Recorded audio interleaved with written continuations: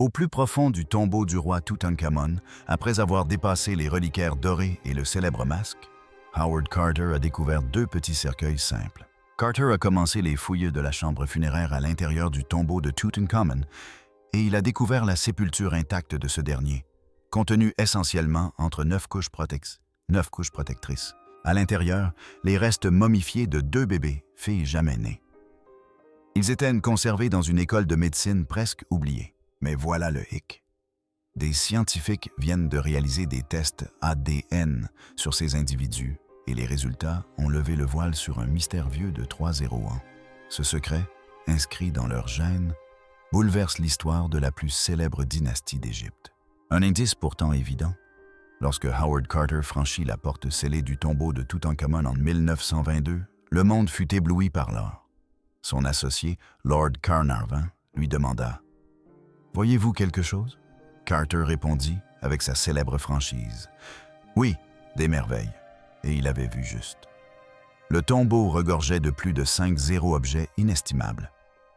On y trouvait des chars d'or, des meubles finement ouvragés, des reliquaires incrustés de pierres précieuses et, bien sûr, le magnifique masque funéraire en or massif devenu un symbole de l'Égypte antique. Ce fut, et reste, la plus grande découverte archéologique de l'histoire. Mais voilà le hic. À cause de tout ce faste, certains des objets les plus personnels et, comme il s'avère, les plus importants, ont été presque complètement négligés.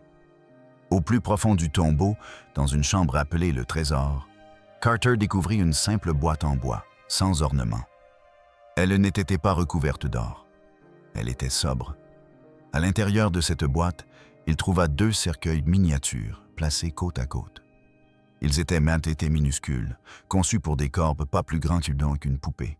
Un des cercueils mesurait un peu plus de 19 pouces de long. Chaque petit cercueil était sculpté dans une seule pièce de bois. Lorsque Carter et son équipe les ouvrirent, ils découvrirent qu'ils étaient emboîtés. Chacun contenait un second petit cercueil, recouvert de feuilles de l'or. Et à l'intérieur de ces cercueils enveloppés de lin se trouvaient les plus petites momies jamais découvertes. Il ne s'agissait pas de nourrissons, mais de fœtus. C'étaient les enfants à naître du roi Toutankhamon. La première momie, plus petite, était un fœtus féminin d'environ 5 mois de grossesse. La seconde, légèrement plus grande, était également un fœtus féminin, estimé entre 7 et 9 mois. Elle était presque à terme, une petite fille qui aurait pu survivre. C'était une tragédie humaine, occultée par la splendeur des funérailles royales. Pendant des décennies, ce ne fut rien de plus. Une triste anecdote. La plupart des gens ignorent même que ces corps ont été retrouvés. Ce que la plupart ignorent, c'est que leur découverte elle-même a semé la confusion. Les bandelettes qui entouraient les cercueils portaient en réalité le nom de la reine Ta, la grand-mère de toutes. Cela a amené certains des premiers experts à se demander s'il s'agissait bien de toutes. Peut-être s'agissait-il d'offrandes rituelles? Certains ont suggéré qu'elles avaient été placées dans le tombeau pour permettre à Toutankhamon de renaître symboliquement sous la forme d'un nouveau-né. En réalité, nul ne le savait. Pendant près d'1 siècle, ces 2 minuscules momies furent donc transférées à l'école de médecine du Caire, où elles furent conservées. Elles ne furent jamais exposées au public. Elles ne firent jamais partie des trésors étincelants de l'exposition itinérante consacrée à Toutankhamon. Elles restèrent une simple curiosité médicale, une énigme insoluble. Mais en 2008, tout a basculé. Zahi Hawass, le puissant directeur des antiquités égyptiennes, a annoncé un plan ambitieux, la construction d'un laboratoire d'analyse ADN. Un flambant neuf, d'un coût de 5 millions de dollars, dont la première cible serait les momies royales. L'équipe a annoncé qu'elle prélèverait des échantillons sur la momie de Toutankhamon et, pour la toute première fois, sur les 2 fœtus momifiés. L'objectif était simple, déterminer avec certitude s'ils étaient les siens. La question était, y parviendrait-il? L'ADN ancien est extrêmement difficile à manipuler. Il se dégrade au fil des millénaires et le risque de contamination par toutes les personnes ayant manipulé la momie depuis 1922 était considérable. Certains experts ont exprimé ouvertement leur scepticisme, doutant que le test puisse aboutir à un véritable résultat scientifique. Ils craignaient que le projet ne soit plus une démonstration de force qu'une véritable démarche scientifique. Mais l'équipe a persévéré. Ils ont foré les eaux denses des minuscules momies à la recherche d'un échantillon pur. Ils étaient sur le point de percer un secret, mais ce n'était pas celui auquel ils s'attendaient. L'identité des fœtus n'était que le premier domino. Le véritable secret était bien plus vaste. Il concernait toute la famille de Toutankhamon. Un secret si sombre que son propre peuple avait tenté de l'effacer de l'histoire. L'ADN de ces minuscules corps oubliés détenait la clé d'un scandale royal qui expliquait tout. La maladie de Toutankhamon, son mariage tragique et la fin brutale et sanglante de sa lignée. Le secret des fœtus dissimulait une vérité familiale bien plus sombre, une lignée maudite. Alors voilà. Pour comprendre le secret, il faut comprendre le roi lui-même. Le masque de Toutankhamon fascine tout le monde, mais l'homme qui le portait était une figure tragique. Ce n'était ni un puissant pharaon guerrier, ni un grand bâtisseur. Le plus troublant, c'est qu'il a passé la majeure partie de sa courte vie dans ce qui semble être des douleurs chroniques. Lorsque les scientifiques ont effectué des scanners sur sa momie en 2005, ils ne cherchaient pas à établir son arbre généalogique. Ils tentaient de comprendre comment il était mort. Pendant des années, la théorie la plus répandue était qu'il avait été tué d'un coup à la tête, probablement par son ambitieux conseiller, A. Mais les scanners n'ont rien révélé de tel. Le trou dans son crâne a été pratiqué par les embaumeurs après son décès, une pratique courante pour extraire le cerveau. Mais les examens ont révélé toute une série de problèmes de santé douloureux. Ce que la plupart des gens ignorent, d'amusant, c'est que le roi Toutankhamon était physiquement fragile. Il mesurait environ 1,68 mètres, mais n'avait pas la carrure d'un roi. Tout d'abord, il souffrait d'un pied botte sévère. Son pied gauche était fortement déformé, et les os de ses orteils étaient nécrosés, c'est-à-dire que les tissus se décomposaient littéralement. Il était incapable de s'appuyer de tout son poids sur ce pied. Il boitait lourdement et douloureusement. Et tenez-vous bien, il ne s'agit pas de spéculation. Dans son tombeau, Carter a découvert plus de 130 cannes. Imaginez un peu. Non pas une ou deux pour la cérémonie, mais une collection impressionnante. Nombre d'entre elles portent des traces d'usage évidentes. Les poignets sont usés et les semelles éraflées. Il s'agissait d'un jeune homme qui, à 19 ans, ne pouvait plus marcher sans aide. On le représente souvent assis, même lors d'activités comme le tir à l'arc, où un pharaon égyptien est généralement représenté debout. Mais ce n'est pas tout. Les examens ont également révélé qu'il souffrait d'une fente palatine, une malformation du palais qui rendait la parole et l'alimentation difficiles. Il était aussi atteint de scoliose, une déviation de la colonne vertébrale. C'était un roi, pour ainsi dire, brisé. Son décès, ont conclu les scientifiques, était probablement un tragique accident. Juste avant de mourir, il a subi une grave fracture de la jambe gauche, celle-là même qui avait un pied de botte. Il s'agissait d'une vilaine fracture juste au-dessus du genou. Dans un monde sans antibiotiques, une fracture ouverte de ce type représentait un risque énorme. Puis, en 2010, les tests ADN ont apporté la pièce manquante du puzzle. Ils ont révélé la présence de matériel génétique de Plasmodium falciparum, le parasite responsable de la forme la plus grave du paludisme. Voici donc le tableau.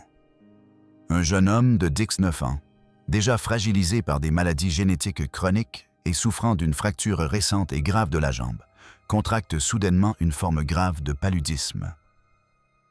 Un concours de circonstances fatales. Il est probable qu'il soit décédé des suites de l'infection contractée à la jambe et de la forte fièvre provoquée par la maladie. Parlons maintenant de son épouse. C'est là que la tragédie des fœtus prend tout son sens. Sa reine était Ankhaoun. Leur mariage n'était pas qu'une simple alliance politique, c'était une tentative désespérée de poursuivre la lignée royale. Et comme dans de nombreuses familles royales, elle était sa demi-sœur. Elle était la fille de son père et de son épouse principale, Néfertiti. Tout et Ankhaon se marièrent semaine alors qu'il n'avait que 9 ou 10 ans et qu'elle en avait environ 13. Ils étaient des enfants à qui l'on avait confié le trône du plus puissant empire du monde. Tous deux portaient un lourd héritage génétique. Ces deux fœtus momifiés étaient leur seule tentative connue pour avoir un héritier. Imaginez le désespoir. 2 grossesses, l'une interrompue en cours de route, l'autre à terme. Ce n'était pas seulement un échec royal, mais une tragédie profondément personnelle pour un jeune couple. L'histoire d'Ankhamon ne fait que s'assombrir. Après la mort de Toutankhamon, elle se retrouva seule, une jeune veuve dans une cour pleine d'hommes ambitieux. Nous possédons la trace d'une lettre désespérée, probablement écrite par elle, adressée au roi des Hittites, le grand ennemi de l'Égypte. Elle y écrit « Mon mari est mort et je n'ai pas de fils. Envoyez-moi l'un de vos fils, il sera mon époux. Je ne prendrai pas un de mes serviteurs pour époux. » Elle était terrifiée. Le serviteur dont elle parlait était probablement moi, le conseiller qui ambitionnait désormais le trône. Et tenez-vous bien, j'étais peut-être son grand-père. Le roi hittite, après quelques soupçons, finit par envoyer son fils, le prince Zanansa. Mais le prince n'arriva jamais en Égypte. Lui et son escorte disparurent en chemin, très probablement interceptés et éliminés par les hommes d'A. Après cela, Ankhasan disparaît des annales de l'histoire. On découvrit une bague attestant son mariage avec Premier. Il semble que sa pire crainte se soit réalisée. Elle fut contrainte d'épouser un serviteur. Celui-ci devint pharaon et l'on n'entendit plus jamais parler d'elle. Alors, pourquoi? Pourquoi cette famille était-elle si malade? Pourquoi sa lignée était-elle si faible qu'elle s'acheva tragiquement et disparut-elle? La réponse ne se trouvait pas dans le tombeau de Toutankhamon. Elle se trouvait dans le tombeau du véritable secret royal, celui de l'homme qu'ils avaient tenté d'effacer. Pour découvrir la vérité, il faut remonter à la génération précédente. L'art étrange d'Amarna, le secret révélé par l'ADN, ne concernait pas seulement Toutankhamon, mais aussi son père. Un homme si controversé, si excentrique, que les pharaons suivants ont tenté d'ignorer son existence. Il s'appelait Akhenaton, et il est sans conteste l'une des figures les plus étranges et les plus révolutionnaires de toute l'histoire. Voici donc les faits. Pendant des millénaires, l'Égypte antique a vénéré une multitude de dieux. Il y avait la lune, le roi des dieux, Osiris, dieu des enfers, Isis, déesse de la magie, et des centaines d'autres. Les prêtres de ces dieux, en particulier ceux de la lune dans la capitale des brigands, étaient incroyablement puissants. Ils contrôlaient d'immenses territoires et des richesses colossales, rivalisant parfois avec le pharaon lui-même. Puis Akhenaton accède au trône et commet l'impensable. Il les destitue tous. Il déclare que tous les anciens dieux sont des impostures. Il affirme qu'il n'existe qu'un seul vrai Dieu, celui qui était le disque solaire. Ce fut un choc immense. Il ne s'agissait pas seulement d'un changement religieux, mais d'un véritable séisme politique.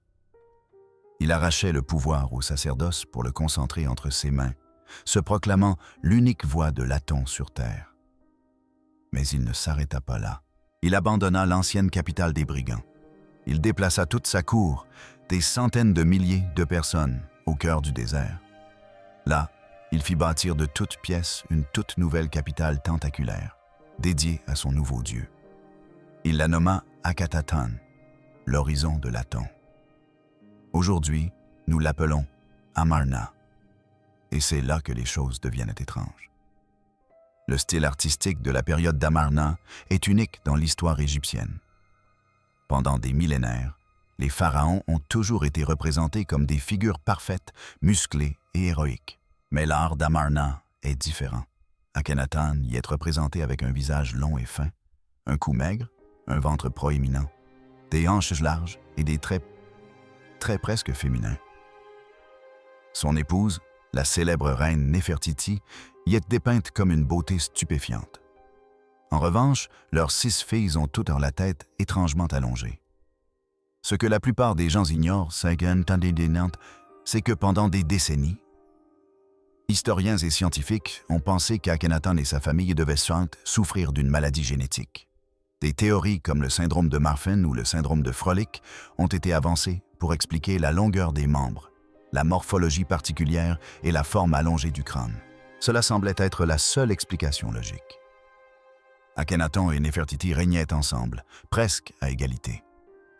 Leurs 6 filles sont omniprésentes dans l'art, suggérant une famille unie et aimante.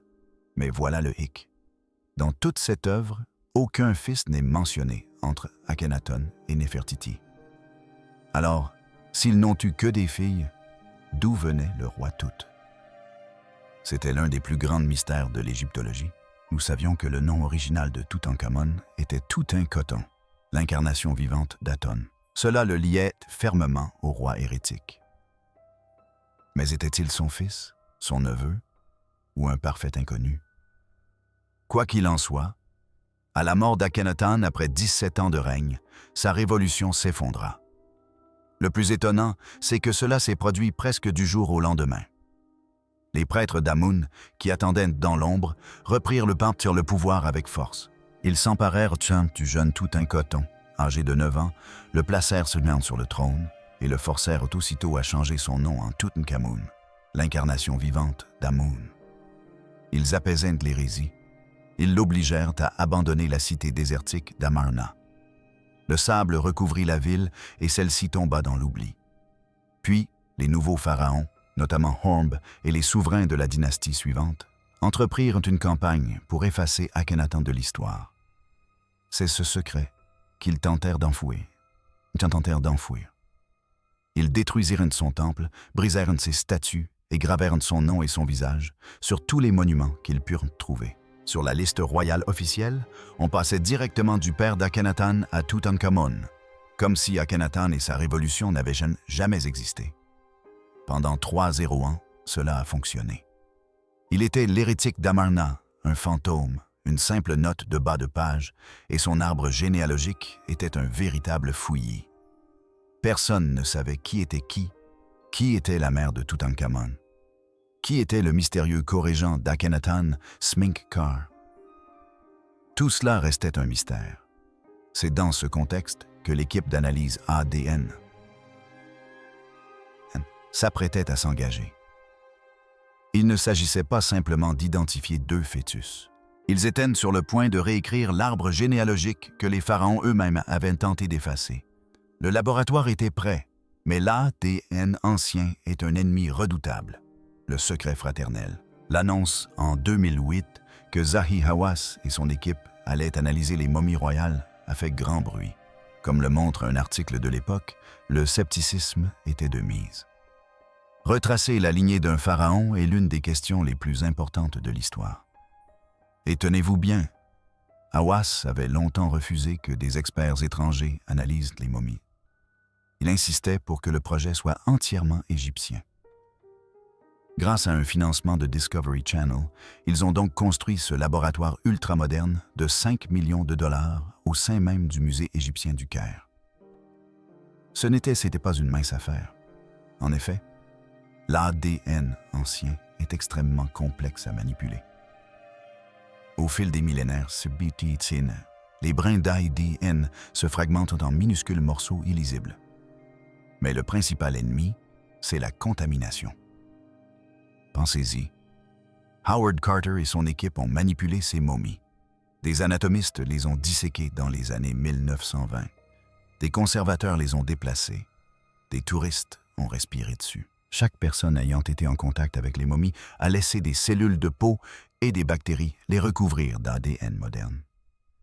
Trouver du véritable ADN ancien, c'est comme chercher un grain de sable précis dans un seau de sable moderne et sale. C'est pourquoi certains experts, comme Abdel Halim Nourelline, étaient si sceptiques. Ils ont averti que l'équipe avançait des conclusions trop hâtives sans vérifier les résultats. Des résultats dans un second laboratoire, une pratique pourtant courante. Hawass était sous pression. Il fallait fournir des résultats concrets et non de simples titres sensationnalistes. L'équipe, dirigée par des scientifiques comme Yahi Gad, s'est mise au travail. Ils ont utilisé des scanners CT pour cartographier les momies, non seulement pour des raisons sanitaires, mais aussi pour déterminer le meilleur endroit pour effectuer des forages. Il leur fallait atteindre la partie la plus dense de l'os, là où l'ADN serait le mieux protégé de toute contamination. Ils ont prélevé des échantillons sur une multitude de personnages liés à ce mystère familial. Tout d'abord, le roi Toutankhamon lui-même. Ensuite, les 2 fœtus découverts dans son tombeau. Enfin, la mystérieuse momie de la tombe Cave 55. Découverte en 1907, cette tombe était dans un état déplorable. Elle contenait un unique cercueil profané, dont le nom avait été effacé. À l'intérieur se trouvait une momie masculine. Pendant un siècle, l'identité de ce dernier a fait débat. Était-ce Akhenaton? Ou son mystérieux co-régent, Sminkhare? Quatrièmement, 2 momies ont été découvertes dans une chambre latérale d'un autre tombeau, Cave 35. On les a retrouvées gisant sur le sol, sans nom, abandonnées là. L'une d'elles était une femme âgée, connue sous le nom de « la vieille dame ». D'après ses traits, beaucoup pensent qu'il s'agissait de la mère de la reine Tai Akhenaton et de la grand-mère de Toutankhamon. À côté d'elle gisait le corps d'une femme beaucoup plus jeune, connue sous le nom de « la jeune dame ». Son identité restait un mystère. Qui était-elle? Était-ce Néfertiti? Était-elle Kia, une autre des épouses d'Akhenaton? Ou était-ce quelqu'un de complètement différent? Son visage était gravement endommagé, ce qui ne faisait qu'épaissir le mystère. Ces 5 momies, parmi d'autres, détenaient la clé. L'équipe a prélevé de la poussière d'os, l'a transportée dans un laboratoire stérile et a entamé le long et fastidieux processus d'extraction et de séquençage de l'ADN fragmenté. Ils recherchaient 6 marqueurs spécifiques qui permettraient de prouver un lien de parenté. Les premiers résultats obtenus concernaient les fœtus. L'article de 2008 ne faisait que poser la question. Les résultats de 2010 ont apporté la réponse. L'ADN était sans équivoque. Les 2 minuscules momies partageaient directement de l'ADN. Avec la momie de Toutankhamon. Il ne faisait aucun doute qu'il s'agissait de ses filles. La tragédie était confirmée. Mais ensuite, ils ont considéré la situation dans son ensemble. Ils ont confirmé que la dame âgée était bien la reine Tai. Et ils ont confirmé que la momie KV55, celle qui avait été profanée, était celle de son fils. Cela signifiait que la momie KV55 était forcément Akhenaton, le roi hérétique. Ils avaient donc identifié le père de Toutankhamon, Akhenaton, et sa grand-mère, la reine Tier. Restait la question cruciale. Qui était la mère de Toutankhamon? Ils examinèrent la momie de la jeune femme, la momie anonyme trouvée au sol. Les résultats nécessaires sont arrivés, et ils étaient absolument stupéfiants. L'ADN de la jeune femme révélait qu'elle était la fille de la reine Tier. Cela signifiait qu'elle était la sœur d'Akhenaton. Et puis, le coup de grâce, elle était aussi la mère de Toutankhamon. C'était le secret royal. C'était la vérité cachée dans les gènes. Toutankhamon n'était pas le fils de la belle Néfertiti. Il était le fruit de l'union d'un frère et d'une sœur. Akhenaton, le roi hérétique, eut un enfant avec sa propre sœur. L'analyse ADN ne révéla pas seulement un nom. Elle mit au jour un cauchemar, la tragédie de Toutankhamon. Pendant un siècle, nous avons été aveuglés par l'or. Nous admirions le masque scintillant, les chars, les milliers d'objets. Spectaculaire. Et nous avons inventé une histoire à la hauteur. Nous avons forgé le récit romantique d'un jeune roi, un pharaon d'or régnant à l'apogée de la puissance égyptienne, fauché en pleine jeunesse. Et lorsque ses artisans commencèrent à mourir, nous avons inventé une autre histoire. La malédiction des pharaons, une force surnaturelle veillant sur son repos éternel. Nous avions tort. Nous cherchions au mauvais endroit. La véritable histoire, la véritable tragédie n'avait rien à voir avec la magie. Il s'agissait de science. La véritable malédiction n'était pas gravée sur les murs du tombeau. Elle était inscrite dans chaque cellule du corps de Toutankhamon. En 2010, une équipe de scientifiques a accompli ce qu'aucun archéologue n'avait réussi à faire. Percer le plus grand secret du pharaon. À l'aide d'un laboratoire mobile d'analyse ADN, ils ont prélevé des échantillons dans la momie de Toutankhamon et de plusieurs de ses proches. Les résultats obtenus furent bien plus qu'une simple découverte, une véritable révélation. Un secret de famille vieux de 300 ans, mis au jour par un séquenceur d'ADN. Cette découverte unique expliquait tout. Elle apporta la réponse à tous les éléments de la vie tragique de Toutankhamon. L'équipe identifia le père de Toutankhamon comme étant la momie de la tombe Kaba-55, le roi hérétique Akhenaton, et sa mère, la momie connue sous le nom de « jeune femme » de la tombe Khafre-35. Mais la révélation la plus fracassante fut son identité. L'ADN prouva qu'elle n'était pas l'une des nombreuses épouses d'Akhenaton. Elle était sa sœur germaine. Il ne s'agissait pas simplement d'un mariage royal. C'était une véritable révolution génétique. Réfléchissez-y. Pendant des décennies, l'égyptologie tout entière a été fascinée par l'art étrange d'Amarna à l'époque où Akhenaton régnait. Cet art représentait la famille royale avec des corps bizarres, presque extraterrestres, têtes allongées, cous fins, ventre proéminent, enjeux larges et seins féminins. C'était une rupture totale avec l'image rigide et idéalisée des pharaons musclés du passé. Les théories allaient bon train. Était-ce une affirmation purement religieuse? En rejetant les anciens dieux pour son unique dieu véritable, Akhenaton aurait-il ordonné à ses artistes de rejeter les formes artistiques traditionnelles afin de représenter sa famille comme des êtres androgynes, transcendants et venus d'un autre monde, touchés par le soleil? Ou bien s'agissait-il d'une théorie plus farfelue selon laquelle Akhenaton et sa famille avaient réellement cette apparence? Les chercheurs ont avancé une longue liste de maladies exotiques. Était-ce le syndrome de Marfan, responsable de silhouettes longilignes? Le syndrome de Froelich, à l'origine de traits androgynes? L'étude ADN de 2010 a complètement bouleversé ce débat. Si ces syndromes spécifiques ont été réfutés, l'ADN a confirmé une réalité bien plus sombre. L'œuvre était réaliste.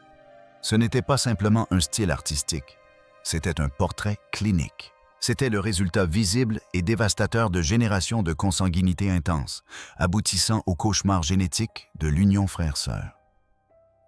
Et si Akhenaton, dans son fanatisme religieux, avait perçu ces difformités non comme une malédiction, mais comme une bénédiction?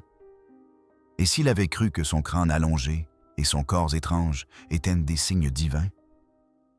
La preuve que lui et sa famille appartenaient à une nouvelle espèce humaine, les enfants élus de l'Aton. L'art, dans cette perspective, devient une terrifiante propagande, célébrant la dégénérescence génétique même qui allait anéantir sa lignée, et Tutankhamun en hérita. Tous les mots douloureux qui s'étaient abattus sur le roi Toutankhamon prirent soudain un sens horriblement logique. Le pied-botte sévère et les plus de 130 cannes richement décorées retrouvées dans son tombeau n'étaient pas des symboles de pouvoir, mais des nécessités médicales. Les scanners révèlent un pied gauche tordu et déformé, une affection appelée pied équin. Ce roi n'était-il pas du genre à partir au combat en char? Ce garçon ne pouvait marcher sans souffrir atrocement. Sa tombe contenait même une trousse de premiers secours avec des graines et des herbes, probablement une tentative désespérée pour soulager ses souffrances chroniques. Il souffrait d'une fente palatine, une malformation congénitale du palais qui rendait la parole difficile et le rendait particulièrement vulnérable aux infections respiratoires et sinusales. Il était également atteint de scoliose, une déviation prononcée de la colonne vertébrale. À cela s'ajoutait le diagnostic de maladie de Köhler, une maladie osseuse rare et extrêmement douloureuse où un os de son pied se nécrosait littéralement, se désagrégeant par manque d'irrigation sanguine. Ses os étaient fragiles, affaiblis et cassants. Génétiquement parlant, son destin était scellé dès sa conception. C'était pas une malédiction venue d'une tombe, mais une malédiction inscrite dans son sang. Ce profil génétique remet également en question les circonstances de sa mort. La thèse du meurtre, un coup à la tête, a été réfutée depuis longtemps par des examens. L'hypothèse de l'accident de char, suggérant une infection de sa jambe cassée, m'a toujours paru trop héroïque, trop cinématographique. L'étude ADN a révélé une cause plus pathétique et plus probable. Ces analyses sanguines ont confirmé la présence de Plasmodium falciparum, la plus ancienne preuve génétique connue du paludisme et la souche la plus virulente. Voyez maintenant le tableau d'ensemble. Un jeune roi, même pas d'X9 ans, avec un système immunitaire affaibli depuis sa naissance. Son corps est déjà en guerre contre lui-même. Il lutte contre des douleurs atroces aux pieds, à la colonne vertébrale et à la bouche. Il peut à peine marcher. Puis un moustique le pique. Pour une personne en bonne santé, une simple épreuve. Pour Tutankhamun, c'était une condamnation à mort. Ce n'est pas un seul événement qui l'a tué, mais un échec en chaîne. La malédiction génétique de ses parents l'avait affaibli et un simple parasite avait achevé son œuvre. Mais la véritable tragédie ne résidait pas seulement dans sa vie, mais aussi dans son héritage. À ses pieds, dans 2 minuscules cercueils emboîtés, reposaient ses 2 enfants uniques, 2 fœtus momifiés, ses filles. Pendant des années, ce geste fut perçu comme touchant et empreint de sentimentalisme. Un père qui aimait tant ses enfants disparus qu'il voulait les emmener dans l'au-delà. L'étude ADN a révélé une histoire née d'une histoire plus clinique et déchirante. Les fœtus ont été testés. Leur mère était son épouse, Ankhesenamun, qui était aussi sa demi-sœur. Une autre fille d'Akhenaten. Leur ADN combiné était un cocktail toxique et endommagé. L'équipe a recherché des anomalies sur les minuscules momies et en a trouvé. Le fœtus le plus grand, presque à terme, présentait lui aussi des signes de scoliose et de déformation de Sprengel, une omoplate congénitalement déplacée. Les mêmes problèmes génétiques qui avaient affecté Toutankhamon se transmettaient. C'est pourquoi il ne pouvait pas avoir d'enfants en bonne santé. Les 2 fausses molécouches n'étaient pas seulement douloureuses, elles étaient une certitude biologique. Voilà précisément pourquoi la 18e dynastie, l'une des périodes les plus puissantes, riches et glorieuses de l'histoire égyptienne, s'est effondrée. C'était la dynastie de Thoutmôsis III, le Napoléon d'Égypte, de Hatshepsut, la grande pharaone, et d'Aman-Hotep III, qui régna sur un âge d'or. Elle ne prit pas fin brutalement, mais avec un jeune roi handicapé génétiquement, incapable de marcher, souffrant constamment et biologiquement stérile. La lignée royale s'est littéralement désintégrée de l'intérieur, victime de ses propres traditions. À la mort de Toutankhamon, le trône revint à son vizir premier, puis au général Horemheb.